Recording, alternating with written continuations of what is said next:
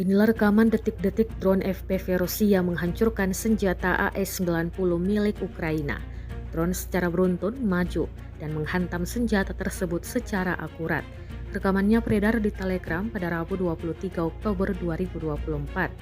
Dalam keterangan unggahan disebutkan, di arah Svatovsky, drone FPV VT-40 menghancurkan senjata self-propelled AS-90 milik Angkatan Bersenjata Ukraina. Beruntung tak ada korban jiwa yang dilaporkan dalam gempuran ini. Rusia telah melancarkan serangan tanpa henti ke Ukraina hampir 3 tahun lamanya. Serangan yang telah menewaskan ribuan tentara dan warga sipil itu masih terus berlanjut hingga saat ini.